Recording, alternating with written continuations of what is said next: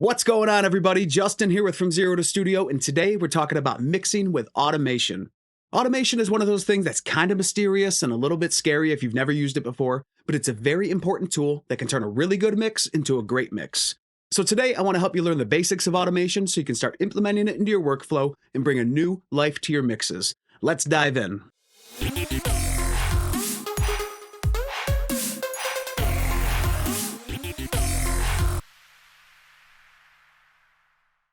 So automation is basically the process of having your recording software automatically perform changes to your mix as the song plays.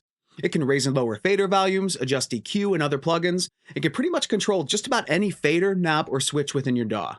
This allows you to have certain parts of your mix, like a guitar solo for instance, jump up during the solo and then lower back down to regular volume for the next section.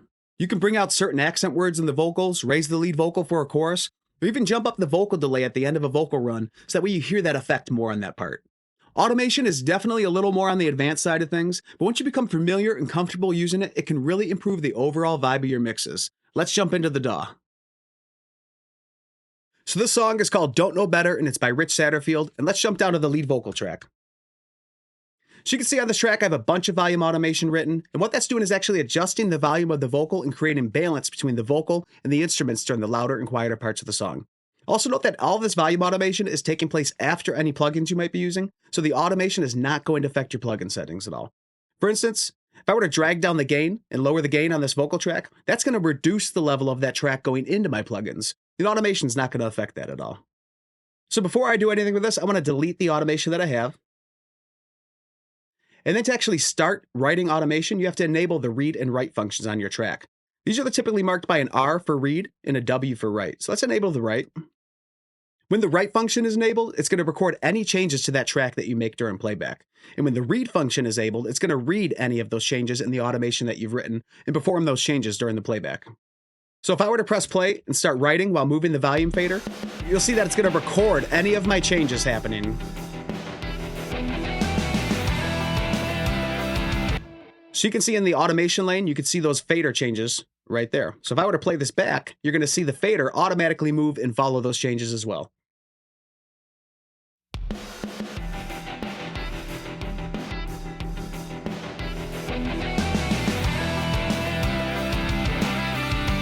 Now you could also write automation by hand. So maybe instead of a bunch of small fader moves, let's say you want to boost the entire chorus a little bit. So you could put a pinpoint here and a point here, and then you could actually raise that entire chorus section. I'll often do this to get a general balance throughout the entire song, and then I'll go back and manually ride the fader to make small adjustments. So let's take a look at the first verse.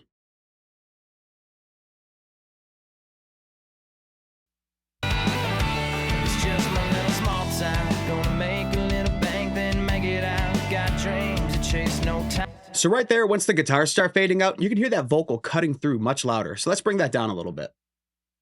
It's just my little small town, gonna make a little bank, then make it out. Got dreams to chase, no time to waste. That's what we say, 'cause we don't know better. And then on that, because we don't know better, this little tagline right here, you can see that's quite a bit quieter from the rest of the verse. So what we're doing, we're almost kind of creating a counterbalance of what we see in the waveform. You can almost take your fader moves and make them visually while you're watching the waveform there. So let's bring that up a little bit on that. 'Cause we don't know better. 'Cause we don't know better.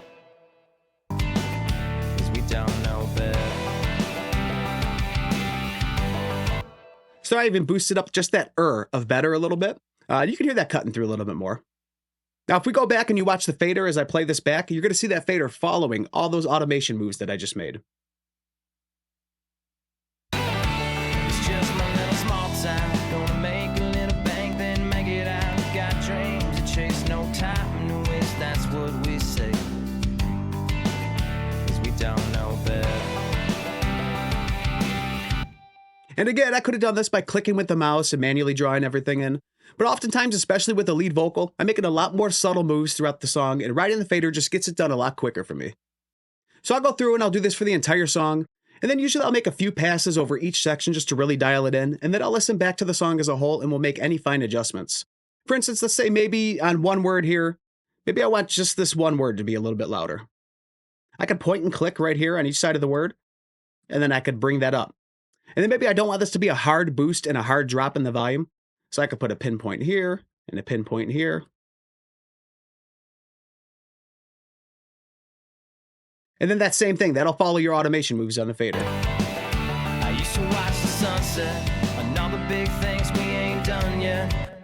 And you can do this automation to any other tracks like guitars, drums, reverb, and effects tracks. And you can really just shape the sound of your song and how you want it to be heard. And then once you're finished with all your automation on a track, make sure to go over and turn off the write function. We don't want to accidentally overwrite any automation that we printed on there. And as I mentioned earlier, you can use automation for automating effects, EQ, and other plugins. For instance, let's say I wanted to give this vocal a little bit of like a radio effect and have it swell into the natural vocal. Let's go back to the first verse. We're going to add an EQ on here.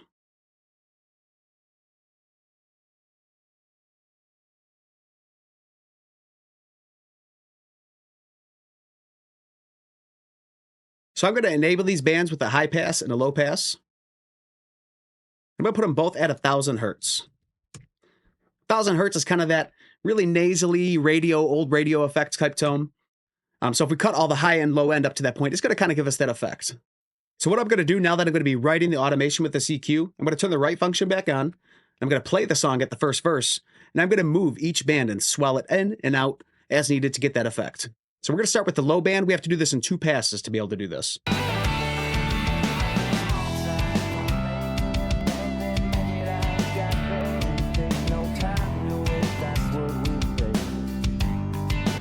All right, let's go do it again for the high band.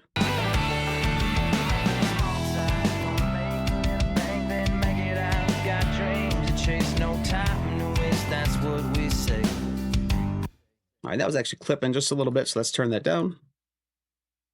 Okay, now if I go back and play that, you're going to watch both of these bands move by themselves without me doing it.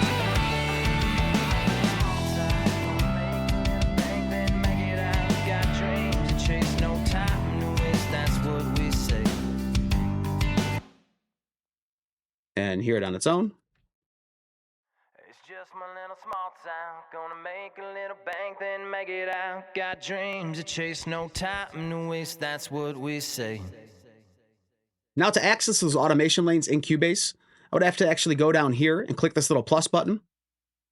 And you can see that it actually brought up the first band and the second band. Now I might want these to be a little more even. You can see that I didn't do those at the exact same time. So what I could actually do with that is, let's say we put a pinpoint here and a pinpoint here and delete the rest of this automation.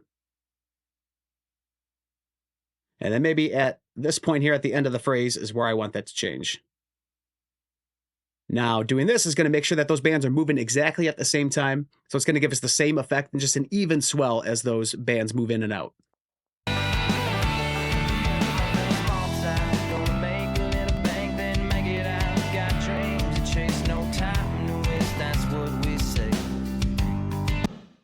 Now your automation lanes might be a little different depending on which DAW you're using, but that's how you access them in Cubase. Now I could actually go through and I could choose a different parameter or a different, say I want to choose a different plugin that I'm using, and they have a sub-menu in here. I could go to my different inserts, and maybe I want to make a change on the virtual mix rack that I'm using with some extra processing in that rack. I could do that by adding that lane. And this is just another creative way that you can use automation.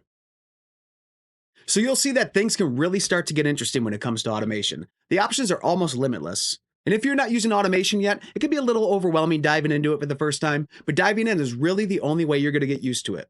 I started producing music in 2001, and for almost 10 years, I avoided automation like the plague. And it was really just because I didn't understand it. Instead, I would have multiple lead vocal tracks for different parts of the song, and I would actually cut and move that lead vocal for sections where I wanted them to be louder or quieter against the music. Looking back, that was a lot more work than just drawing in some automation, even if it was pointing and clicking with the mouse. Was it still a little bit confusing diving into it for the first time? Of course it was, but like anything, repetition is key, and over time it will become second nature. I recommend that you start out using volume automation to start, because it's going to be the easiest thing to get a grasp of as you're getting yourself comfortable with the process. And then once you start getting yourself familiar with it, you can really start having some fun, making some cool things happen inside your recording project. Now, as you're working on improving your recording and mixing skills, if you want a guide that'll walk you through every step of the process from songwriting and recording up through mixing and mastering, you can download the Roadmap to a Radio-Ready Song. This guide covers the 5 steps required to take your song from sounding like a demo to sounding pro, and you can download it absolutely free as my gift to you by going to FromZeroToStudio.com/roadmap, and you can start improving how you're creating and capturing your music. That's all I've got for you today. Thank you so much for watching and subscribing. I'll see you on another video soon.